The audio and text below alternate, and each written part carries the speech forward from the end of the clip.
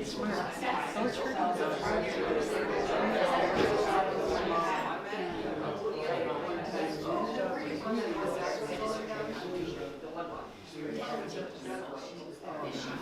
welcome everyone. Thank you so much for attending today. And thank you for coming back a whole week later than our previous date. The weather was unfortunate then, so we're glad to see the turnout today. As you probably saw in most of the flyers, this is a partnered event with ourselves, the Leelanau Historical Society, and the Omena Historical Society. And forgive me, I'm Kim, I'm the director of the Leelanau Historical Society. And our speaker today is Mark Smith. He is a historian and board member for the Omena Historical Society. And without further ado, I'll pass it on to Mark to share his presentation today. Thank you so much for attending.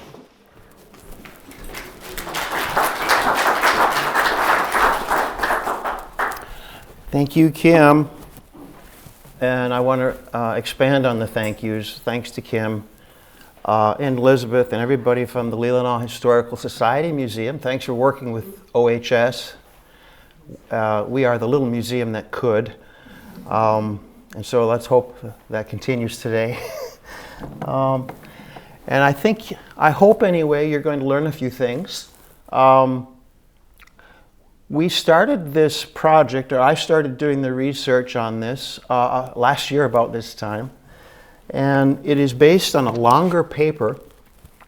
And that paper is going to be available for anybody to read. And I'm going to try to put the PowerPoint up there too. So wait, and there'll be a film. And again, thanks to Nick Loud for helping us with that.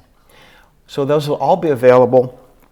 The plan today is I hope to go about 45 minutes. I don't want to go any longer. And I want to leave some time for questions at the end if there are any. As I say, the origin of the paper that I wrote first was to discover whether this school that most people in Omena and this area have never even heard of, the name Grove Hill, to discover whether it was one of those schools that we have been hearing about recently with, for example, the Carlisle boarding school and places where bad things happened. We didn't know. So the purpose was inquiry. And we discovered that this school, Grove Hill School, which actually existed about a decade before any of the government-run schools, was not one of those. It was a good school. I should use words like good and bad advisedly, but it wasn't a place where suffering occurred. It was strict, but it wasn't cruel. And they taught the 3 R's, and we're going to get into that in just a minute. I want to make sure that I go say all my preliminary things here. I do want to say a little background about me, very little. I'm a former English teacher, and so I like stories. And I think stories are what makes us tick. I know that with history, sometimes the stories that we're told are true, but they've become a little stale, and they've ossified, and we've decided that this is how it happened. But fortunately, there's a thing called primary sources, and that includes journals, letters, maps, things of the moment that were written at the time. And when I discovered primary sources, I think I discovered the purest kind of reading. Maybe about 10 years ago, I discovered a book called Breath Escaping Envelopes. I'm sure many of you have heard of it. And it was a compilation of letters from the Elk Rapids area, pioneer days. And I got so engrossed in it, I ended up getting involved with these people who've been long dead, but they felt alive in that moment of the diary. And I ended up crying real tears when one of the people died. A mother died in childbirth. And I thought, why does that affect me so much? It happened a long time ago. I think it's because at the time of writing, they didn't know the future like we kind of do. And so that's also what English teachers call dramatic irony, where the audience knows more than the person on stage. And so we say, well, look behind you. Diaries are like that, and they're very intimate. And that's really what this paper and what this PowerPoint is based on. Let me see if this works before we go too much further. It's based on primary sources. And the good news is that those primary sources are available to you in this wonderful age of the internet that we live. And I wrote most of this from the comfort of my own home. Some of it had to be, texts that were not available online, but most of it's available. And so all you have to do, I say all, is piece it together, and this story emerges. And it turns out the stories are a lot more interesting than we've been told.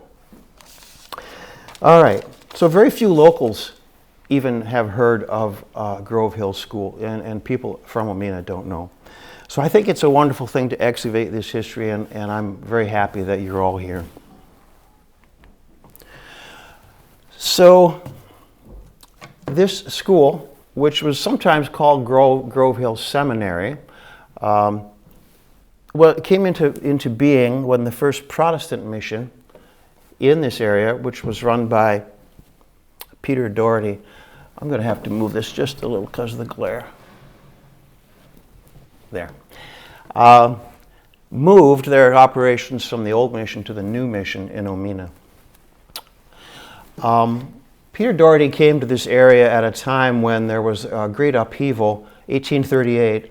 The white settlers, first the French fur trappers had been here and left their mark, and the white settlers were coming in. And so it was a time of chaos and upheaval. He was sent here by the Presbyterian Board of Foreign Missions, and that's who funded the school in Old Mission. So we're still in Old Mission. While they were at Old Mission, the school became a kind of a hub for learning.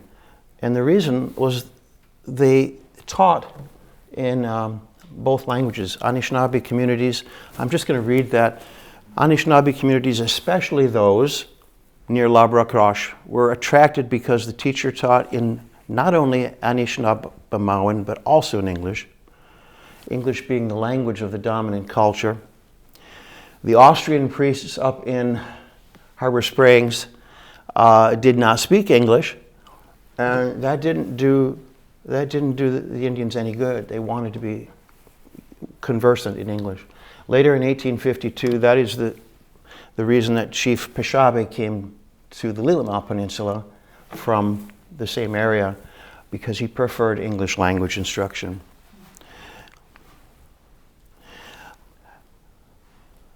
August of 1843, we see that Reverend Dougherty had 51 students, some of them white, some of them Indian. They did basic sounding out of letters. Imagine that. Just the very concept of letters and words standing for sounds, and those sounds, it's very empowering to be able to do that. So basic sounding out, spelling. They did algebra and all those other things too. Of the 51 students, it was reported that 8 read correctly in their own language, and the others are learning the elements of the alphabet. And they're spelling in words of 1 and 2 syllables. As far as which were better, Dougherty didn't say that either students were better. He didn't say that the whites were better. They were about on average. This is probably the key to, am I in your way by any chance? Okay. This is probably the key to the success of the school.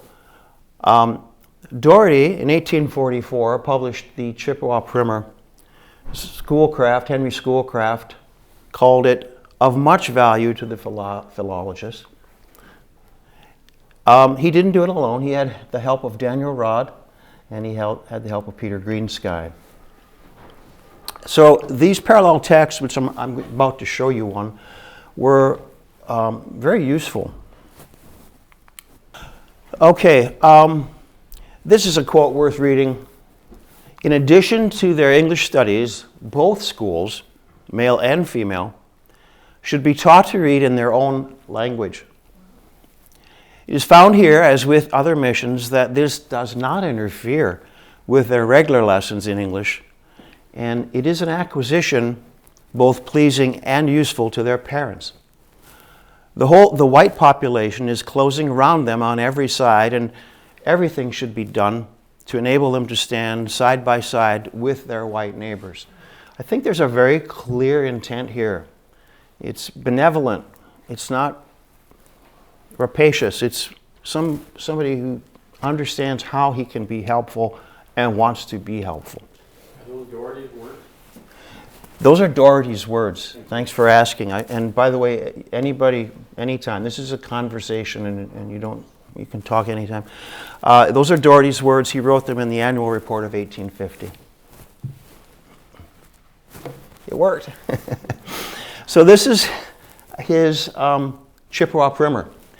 And I've taken 2 pages and put them side by side.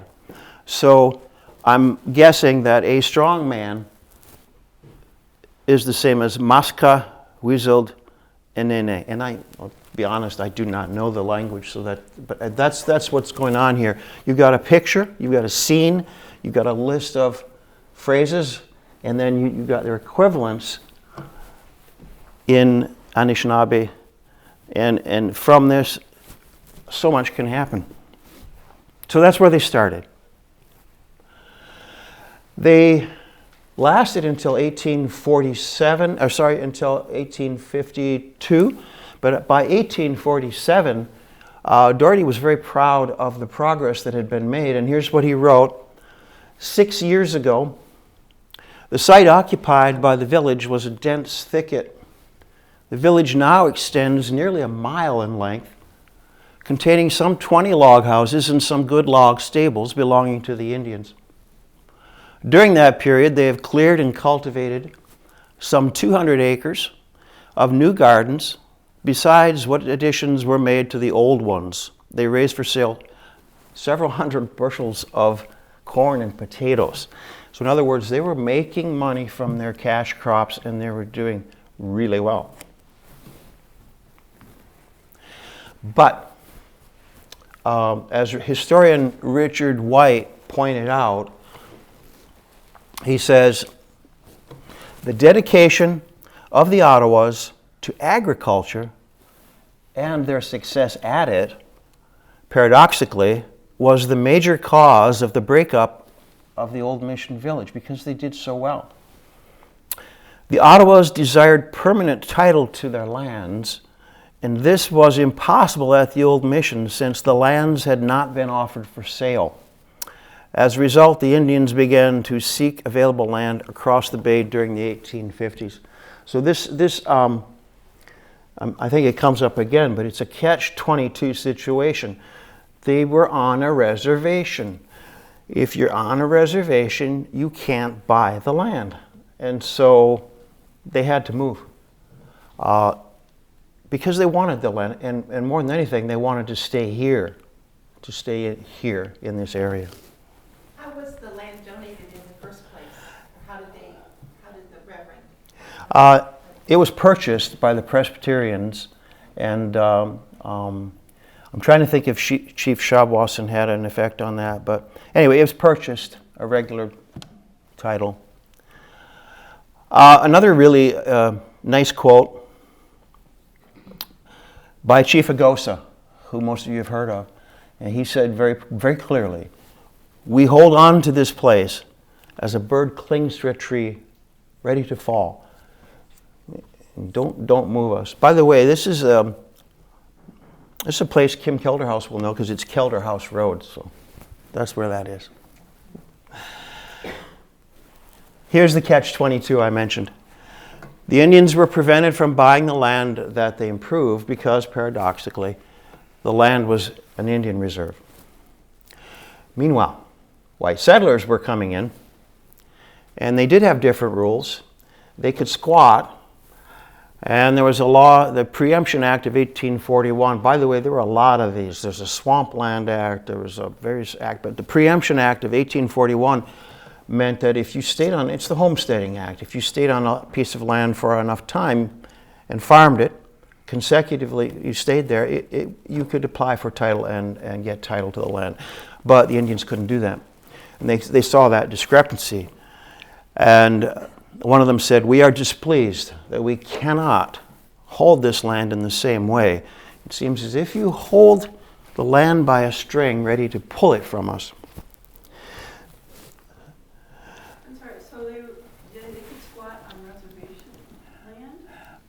on adjacent land, but when the Indians abandoned the reservation, squatters came in then under preemption rights. The land was not offered for sale for many, many years, but they were there, and so they would get right of first refusal. But all around, that's where the whites were coming in. And by the way, the record keeping was very, very spotty. If you went to a surveyor, if you went to the land office and applied for the land, you'd probably get it. And possession being 9/10 of the law, it'd be very hard to correct the mistake. So things were sold that should never have been sold. So it gets very complicated in that. So the Indian Reserve was on Old Mission? Old Mission. And the thing about it is that it was given, this was the Treaty of 1836, and at the time, the Indians signed off on it, but once the thing was signed off on, it went back to Congress, and they said, we're only gonna, this will grandfather out in 5 years. So it was on Old Mission, but it wasn't permanent. I maybe neglected to mention that, but that is the reason. That is the reason. All right. There seemed only two ways for the Indians to prevent removal. They could flee north of the border into Canada, which a lot of them did, or they could attempt to buy lands of their own on the public domain and remain here in Michigan.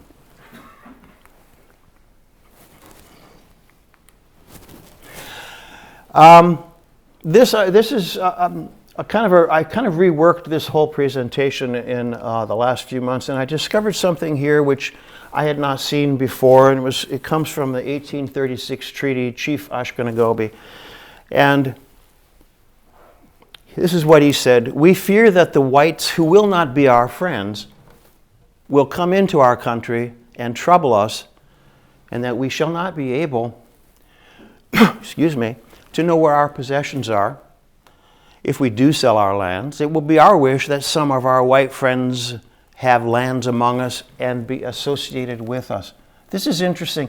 Now, what he meant by this is the Métis, or the mixed race, the French Indian people, who there were very many of them in the area, and they had married into the tribe and the bands, and they were the chief was very comfortable with them because they were intermediaries.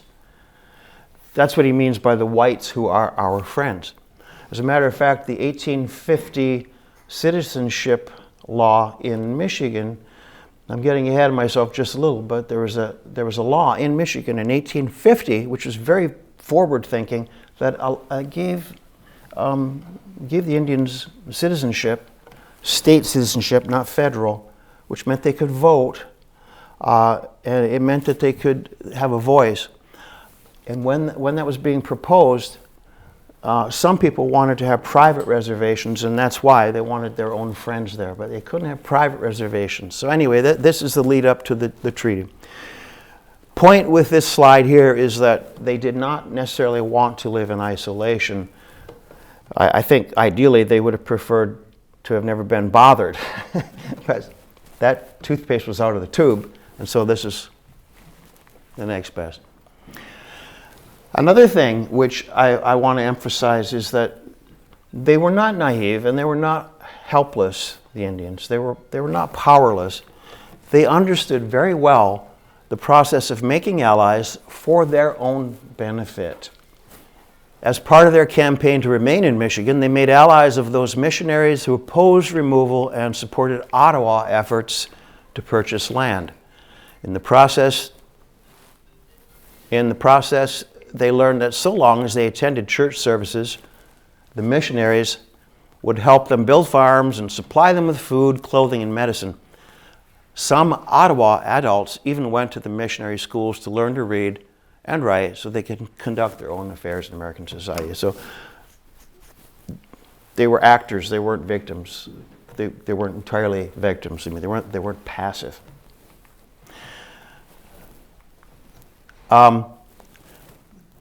Another quote, great little soundbite, Susan Gray: "The Ottawa were far less interested in becoming like white men than in learning to live as Indians in the midst of white settlement." This is a picture of Omena, and this is a ghost town where most of Reverend Dougherty's flock settled. So they'll go to church and they'll do things, and I don't want to say go through the motions, but the primary goal of associating with the missionaries was to remain in their homeland. Hey, Tom. How much of all these events associated with the move from the old mission to new mission is connected with Michigan achieving statehood?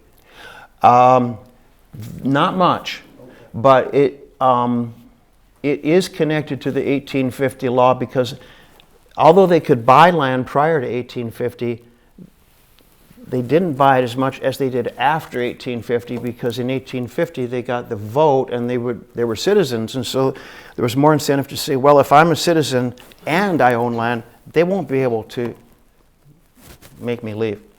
So the 1850 law. By the way, there was a delegation sent out to Kansas some years prior to this, and after they saw, which is where Henry Schoolcraft was proposing to, you can live in Kansas, go out there, look, check it out, you'll like it.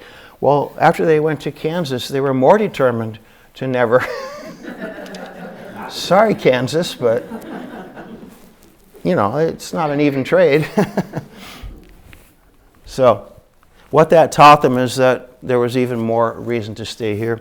Now, I love this one. It's kind of something like maybe Yogi Berra might say, when I sit down, I have to smoke, and I can't smoke in church. That's why I never come.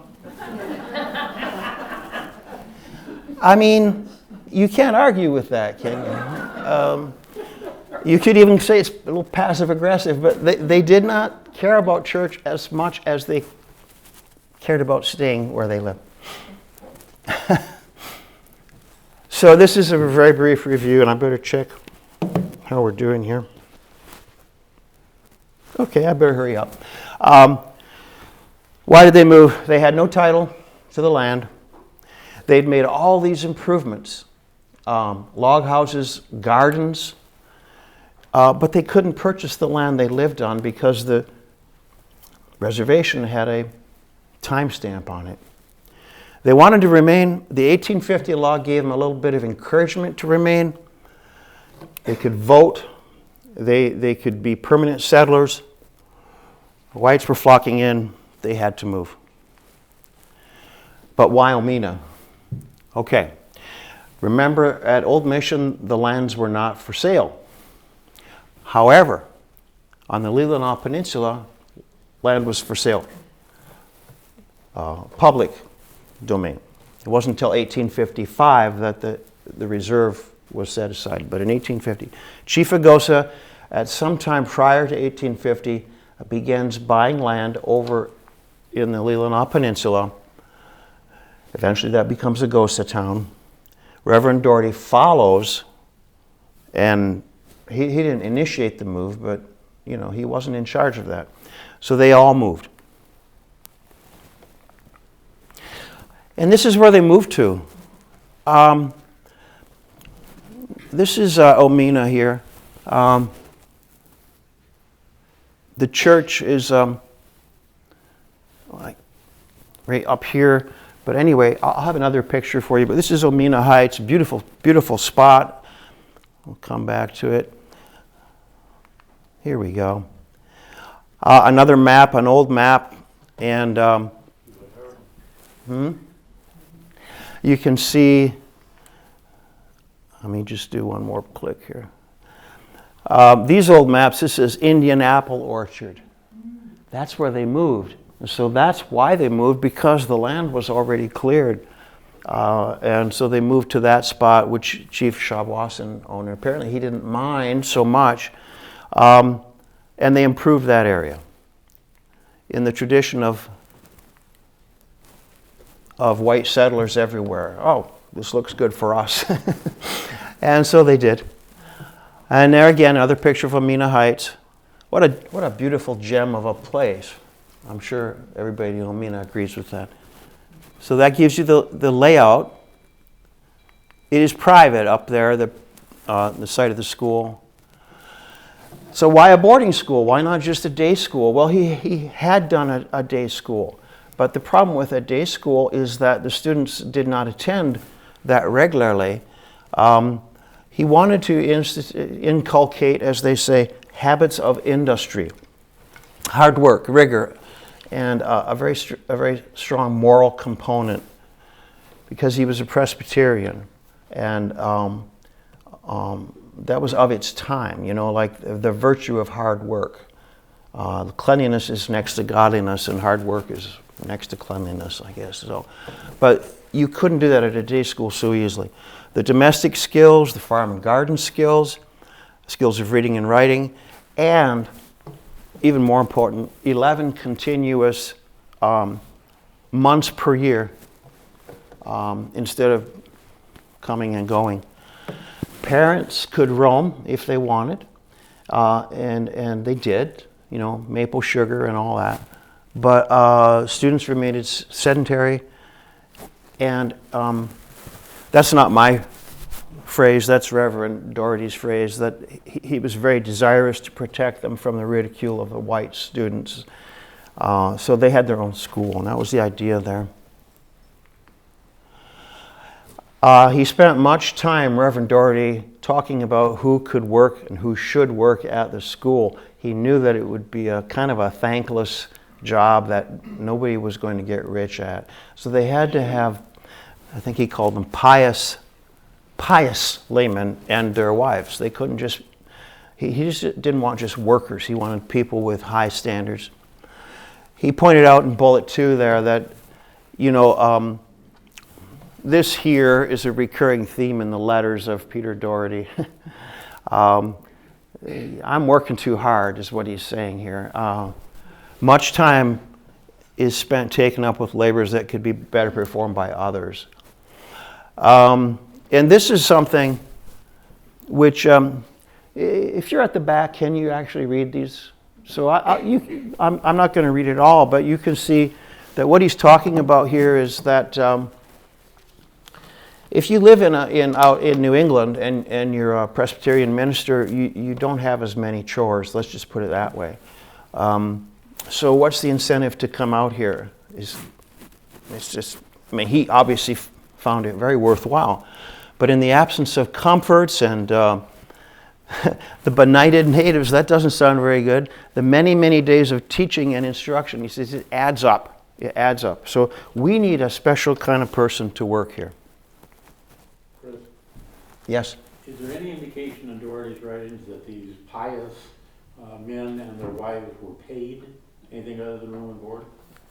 Whether they were paid? Oh, they were paid. Oh, yes, yes. So they were employees? They were employees, and it was hard to keep employees, but they were paid I want to say like $100 a year, something like that. At the time. So it was of the time. So again, the duties of a frontier minister, he had to write letters. He had to apply for land patents. This is what took up his time. He couldn't just show up on Sunday and preach, Travel with them, tending to medical needs, carpentry, gardening, animal husbandry, all the labors that you would have to do to survive in this terribly remote place. He earned from his congregation, Dougherty earned the nickname Mikos, which means little beaver, because he was short, and also because of his boundless energy. So, and his wife too. Sometimes people forget to mention. See, they even call her Mrs. Peter Dougherty, right, Marcia? Nobody ever says her name. It's Maria. And so Maria was at the mercy of every traveler.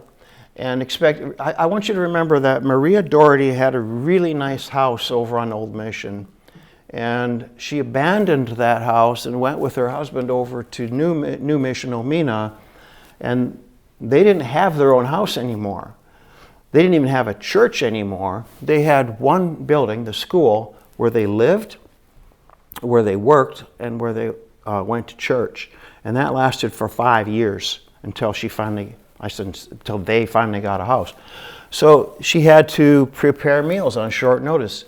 because it was a place where people met. It wasn't, you had to be ready. Stoke fires, provide accommodation, and deal with the attendant flea-ridden dogs who would come for church and just run ragged. So that was hard. She had her own family. Before they moved to Old Mission, there was some talk by Reverend Dougherty's boss, Peter Dougherty, always trying to pinch pennies and economize. He said, you should take those log cabins and the log church and all that, and you should take them apart and bring them over to Old Mission. And Peter Dougherty put his foot down and said, I don't want any more log houses. He says, if in a long letter, he says, if you know anything about them, you'll know that they are difficult to keep up. You can chink them forever and ever, and they'll still be drafty. And so he also realized that if for him, a log house is not a sign of permanence. A regular house is a sign of permanence. His quote, I most earnestly request that the board not put up such buildings. Log houses, particularly one so large, cannot be made tight from rain, etc. The Indians would get a bad impression. They would at once infer that it was only temporary and suppose that after all that we had said to them about permanence, we did not really expect permanence. So this is a man who thought about every angle, every angle. This is a letter. I wanted to include this to show you that his handwriting is actually not bad. And so there are probably 200 letters, and I've only read about, I don't know what % of them, but I've seen some terrible handwriting from this time, but Reverend Dougherty's was not one of those terrible ones. So this is a letter to show his constant involvement and pushback with Walter Lowry, his boss. I want to read it. It's about the school. Walter Lowry wanted to cut corners, and here's what Peter Dougherty says. As to ventilation, I can't point, but there it is. I regard it of much importance for a schoolroom and for sleeping rooms if we are going to have any considerable number of children together. I have found it very oppressive confined with 30 or more children all day long in an atmosphere that had been inhaled by so many. Our schoolhouse has a large trapdoor overhead, and with that outlet and a window open. Also, the lungs had none too much fresh air. I cannot approve of your plan of having all the children in one common sleeping apartment. Good order and the moral good of the children, it seems to me, can be secured far better by having a few of them together in separate rooms than all in one room. I may be wrong. And I get the impression he doesn't think he's wrong. So he got his way. The story about this blueprint, it really repays a lot more than we can do for it right now, but I was so thrilled to discover these blueprints because for many years I had seen a bad photocopy of this. And then at the bottom down here, I saw a little clue that said that the rest of the plan was on the reverse side. Well, I was looking at a digital image, and so I had to find a date, and with some sleuthing, I was able to find the original letter, and we have all 3 floors here, and it's kind of interesting. The notes that go with this I have here, and he actually at this point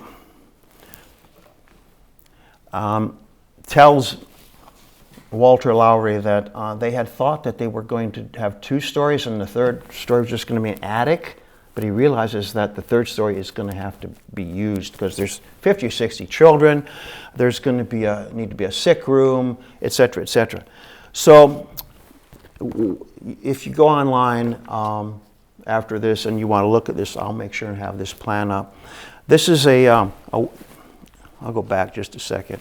I won't dwell on this too much, but this is the back, and there's a well here. Unfortunately, that well, I happen to know it went dry after about 2 years, so they had to dig a brand new well. The kitchen, we've got stairs, etc. Let me go on. Okay. Second floor. He's very proud. He was very proud about this. I'm just going to pick one little. By the way, these are stovepipes coming up, and they go up and they go through various rooms and do this and that. It's like, you wonder why these houses burned, you know. So anyway, he was very proud about the fact that he'd invented this thing, which was kind of a brand new notion. Instead of wardrobes, walk-in closets. So you steal a little bit from one room and steal it from the other room. And he says, by making a jog in the partition between teachers' rooms, closets can be put in with shelves, some 16 inches deep, which would be much more capacious than bureaus and not cost as much. He was trying to save money. Teacher's room. So we're on this. It's not much, is it? But it's. I was speaking, I believe, to Elizabeth earlier about the. Maybe some of you know about the house up in Northport, which is I think called Sky House now, and they renovated it. But it was the Gill House, and when it was built, Mrs. Gill said, "I want walk-in closets." And they thought she was crazy, but she'd seen this at the World's Fair, I believe. And they said, that's a silly idea. And she sat on the stairs and wouldn't budge until she got what she wanted. And so that's probably the first house in Northport or anywhere to have walk-in closets. She had a rifle in her hands. She had a rifle in her hand. Thank you. I needed that. So this is the top with the roof outline. And eventually this came, let's see, what can I tell you about that? Third floor, he says the floor it was judged had better be laid with 1 1/4 inch stuff flooring and dress some, as it will have to be occupied by the children for sleeping. So this was going to be the kids would be moved up one more room. He tells, there's a lot of detail in this. So, I did a super bad thing. No, let's see if I can get it back. There we go. All right. And then this is the pantry and all that sort of thing in the back. Unfortunately, this well failed, so that didn't work out. Okay, I'll go on. But this was, my emphasis here is to show that Reverend Dougherty did it all. He was an architect too, and he also had to be an advocate for getting a proper house built. Now we have this was done in 1924, but the picture you saw at the beginning, and I'll be showing you a few more, the picture you saw at the beginning was actually of the hotel. And when the school ceased to be a school, it was a hotel for many years. It sat right here. They added an annex in that, but this is the layout more or less as it exists today. Can I ask a question? Please. When it was built, was it built on land that was owned by the Presbyterian Church? Who owned the land and owned the building? And how much land was involved? I think they had clear title to it. Who's they? The Presbyterian Church, yeah. I think so. No, I don't. They weren't squatting. And so did they then sell it to the hotel? They did. I think it was about 5,000. It was 1875 or something like that. And then it took a while to convert it to a hotel. But yeah, it was about $5,000 or something that they got for it. They sold it. They sold it after it ceased to be a school. Yeah.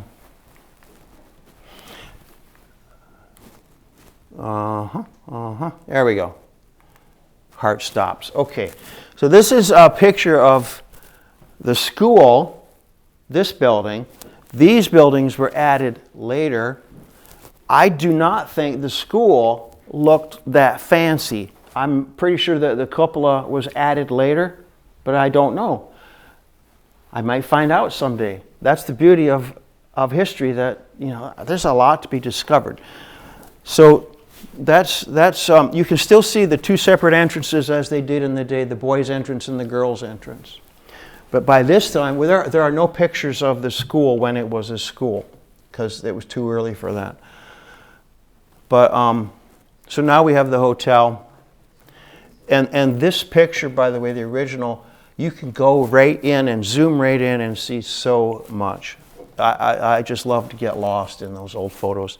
Here's an old postcard that shows the layout of, again, this was the school, and the steps going down to the water. And there's nothing there now to indicate. I mean, there's nothing to indicate that it was there. Mark, how long was the school in existence? It started in 1853, and it was I think it was done by 1870. Yeah.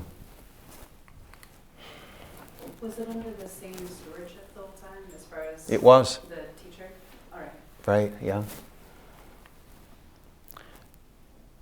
Another shot. Again, school down there. Ladder. They had ladders going up. Perhaps for fires. They had this at the sawmills all the time. So, and one last shot. And again, if you go online and see this presentation, I think you'll be able to zoom in and you'll see that this lady up here has a bemused smile on her face. It's a moment in time, I could just imagine myself right into this picture. These two gentlemen have a little dog. There's a lady over here with a tennis racket. So, yeah. So school begins in 1853. Look at the regulations. Look at it. Rise in summer at 4:30, winter at 5. So you get to sleep in the winter.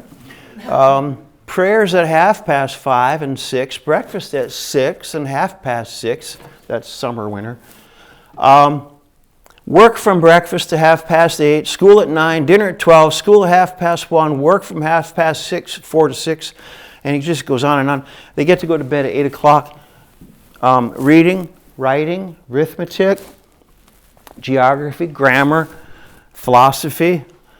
Boys worked outdoors in the garden. Girls worked indoors, sewing, domestic labor. So they actually employed that wasn't just, they were supposed to be learning things, not just working, earning their board, So, and I want to emphasize that at this point, when you see a description of that school and what they did, I want to emphasize, as L.P. Hartley said, the past is a foreign country. They do things differently there. It sounds horrible to be able to, to get up so early and work so hard.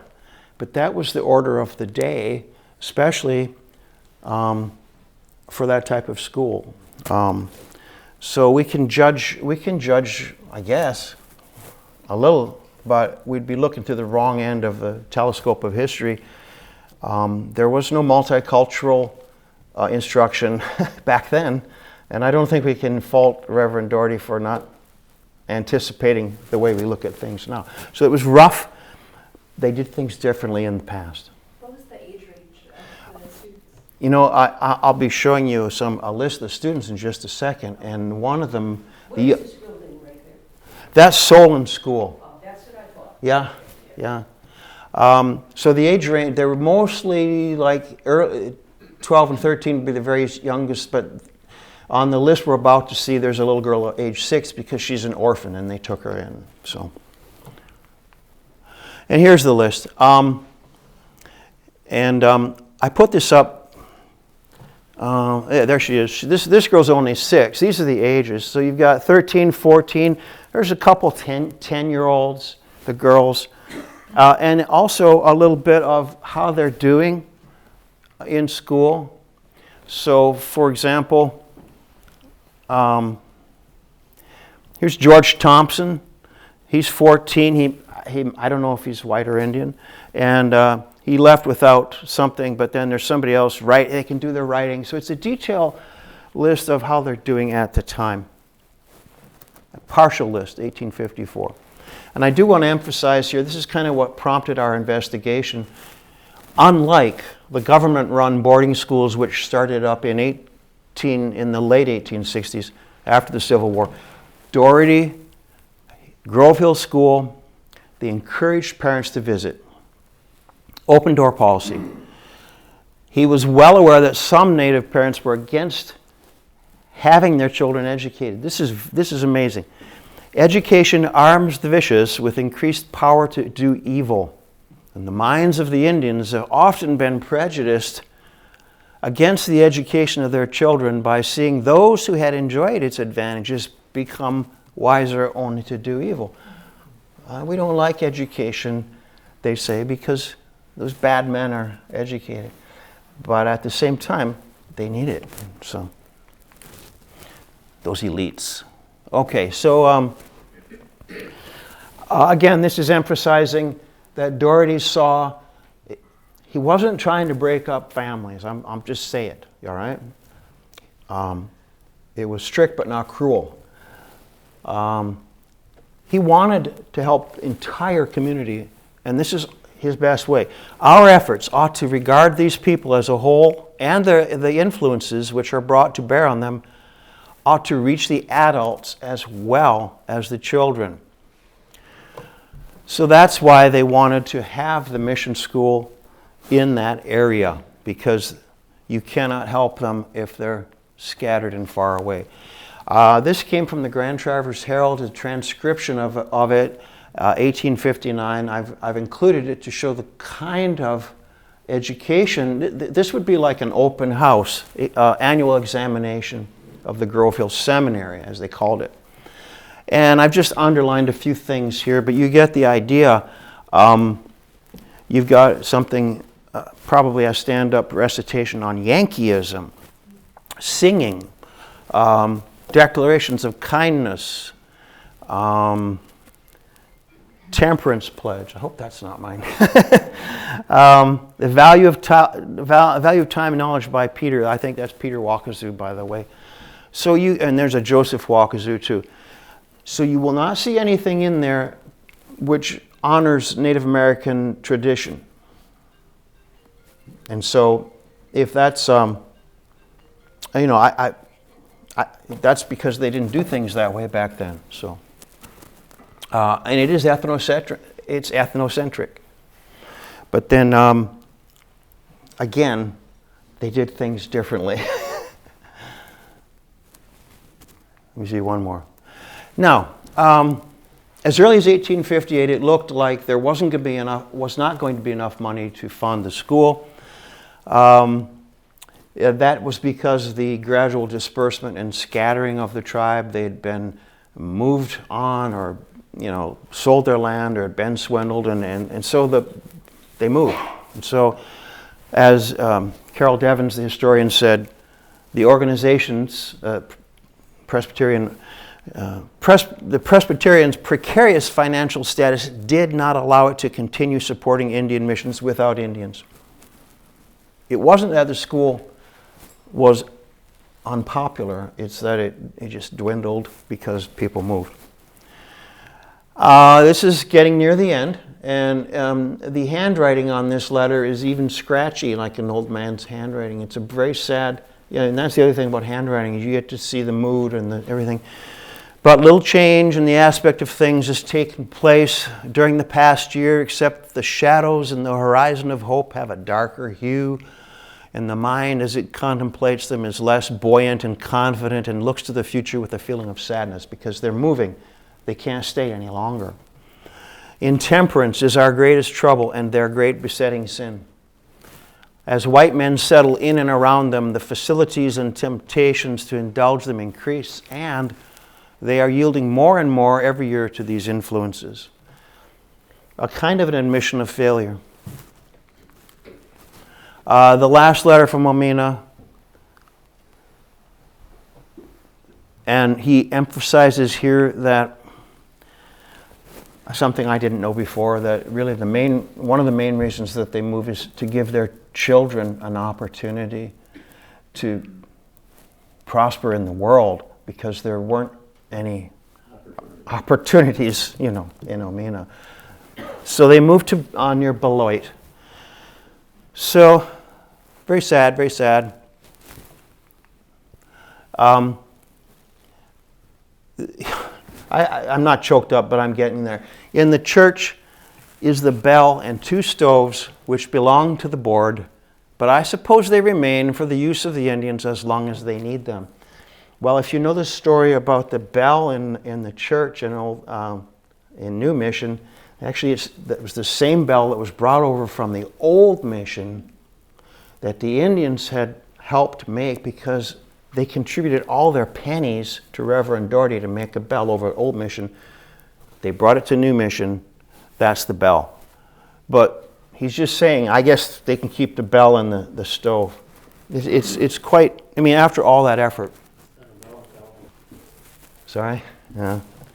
What remains? Nothing. Apart from a few bricks and blocks hidden in the deep weeds, nothing remains. And many locals and perhaps most people in this audience had never heard of Grove Hill School. But that's the steps to the school. And thank you. And I want you to remember the importance of primary sources. This is one. This is the letter where Reverend Dougherty was saying, I insist that the children have proper ventilation. And at the end of the letter, he explains that as I was writing, some children broke in and scribbled on my letter. And so this is about as present as you can get. So anyway, thank you, and I hope you learned a few things and were not confused, and I'd be happy to take any questions if you have any. Yes? So what happened to the structure? I think it was burned on purpose, but either that or torn down. There are two sort of competing, and I think that the date was, it was as late as 1924. So, and I also should say that apple orchard that existed before that Chief Shawwassen had, that lasted until 1939. And the apple trees, the trunks were this wide. So. Yes, questions? Who owns that property now? Debbie Dish owns it, and it's private. And so that picture there was because she invited us to come up and traipse around. Okay, so I'm sorry. It's private. Oh, it is. Yeah, it's private. Yes, sir. What happened to Reverend Dougherty? He moved to Wisconsin, and I would love to find, I don't have any documentation on that. Like, I don't know if he kept writing diaries or letters or anything near Beloit. Still looking. I hope, I'll be excited if more comes out. Because, you get to know a person after a while, and you don't want to find out more. Yes? So did any of the natives follow him? Was his aim to start another school? No. Or it was only him? No, after he left, the church was kept open by a Quaker, and there were people that came sporadically. So it just kind of, and then eventually, you see, I want to emphasize there was a church built in 1858, and also the manse in 1858. So the school no longer was the same as the church. The school was just the school. But for 5 years it was the school, the church, and their house. I don't know if I answered your question though. Okay. Yes. That must have been a huge undertaking to construct that in the first place. Did you uncover how they got enough carpenters, how they milled the lumber? That's a great question, and it was a huge undertaking. I mean, the logistics, remember there were no roads, so everything by ship, and then had to be taken up that hill. Recently, in the last few weeks, I discovered through my friend Elliot Singer, who helped a little bit with this, and you'll see his credit if you look at the work cited, that online. I discovered that there's an actual carpenter who wrote letters, and he kept a diary too. And he was the one that built the old mission, and I believe he is the same one that came across and helped with the new mission. And he had a lot to write. Yes? I'm from Old Mission. I think I know you from, yeah. So, yeah, because you come to visit the Doherty. We did. We had a nice exchange. The OHS went over to Old Mission. So, the state of Michigan, at the time Doherty started his mission, provided a carpenter Yeah. and a farmer And the blacksmith. and a blacksmith, and so we have, and yes, you're right, the carpenter came to New Mission, Good. I thought so. and we have his name, I can't remember. Daniel or something. But Or other, yeah. it's in the name is in the book, Omena, A Place Apart, that tells some of that. Right. And so they showed Indians how to make boards out of logs. They were milling them Right. themselves. Yeah, they set up a mill. And the plans for that house of Doherty's came from the Board of Mission. So the Board of Mission sent those plans. Oh. And they were very big on ventilation Yeah. as that house was built. So that house has transoms between the bedrooms. You're talking about the Doherty house? outside, Yeah.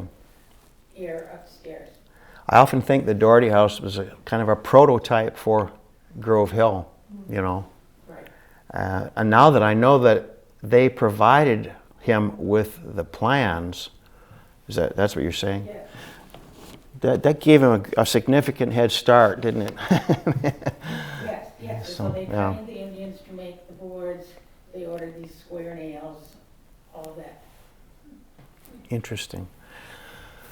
Any other questions? Yes, Kim. Do you know what happened to the bell? It's still there, isn't it, Marcia? Yeah. Yeah, it's still there. Marcia is from OHS, and she's really the brains of the operation. But when I'm stuck, what? A number of years ago, they rebuilt the belfry, so it's the original bell. And actually, when the folks from Old Mission came, they rang the bell. They did. Yeah. I gave a very, very similar presentation in August of last year, and somebody rang the bell, and that seemed to be a big fun thing to do. They rang that bell up at the Old Mission Church, and it was the same bell. So, yes, sir. Doherty seems to be not that preoccupied with converting the Native Americans to Christianity, or am I not seeing this in the few bits of writing on the show? I probably left that part out because a little bit. He was preoccupied, and he became disappointed at setbacks. I think, I retired some years ago, and I started looking around at local history, and I would say that Reverend Smith up in Northport was even more disappointed, disillusioned. Reverend Smith would preach every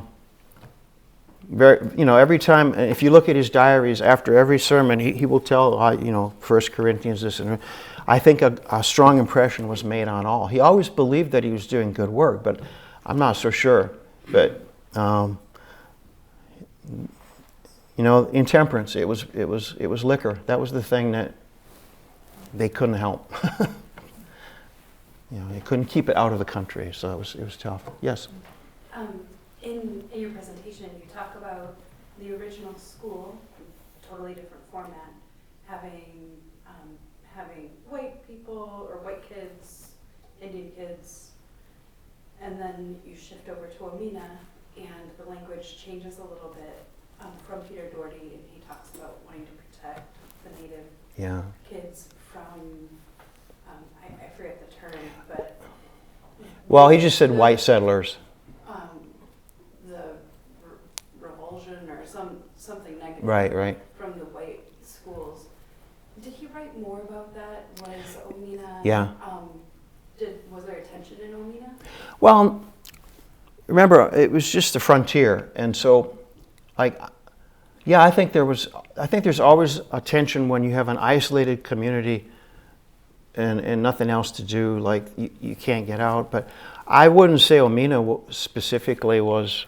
I'm not sure I'm understanding your question, but first of all, there weren't that many whites in the area, but the kids at the school were tended to be people who worked at the school. All right, what the white kids is, if that's what you mean. But the tensions were not necessarily. I mean, there were the temptations of drink. That I just can't emphasize that enough. That's a real problem. But also the other thing is swindles. Like Reverend Dougherty's diary doesn't get into that too much, but Reverend Smith's diary does. Like the time that, Peter Walker's sold the village of Northport. He just sold it. He wasn't supposed to do that. So the tensions were people whites would come in, get somebody drunk, offer them money, and once the land was sold, nobody made an effort to fix what had been done. So those are the kinds of things that happen. All right, well, one more. Were you able, or did you try to follow what happened to the students? I tried, but this is 170 years ago, so we're talking about great-great-grandfather time. I could no more follow them than I could follow Peter Dougherty or his descendants.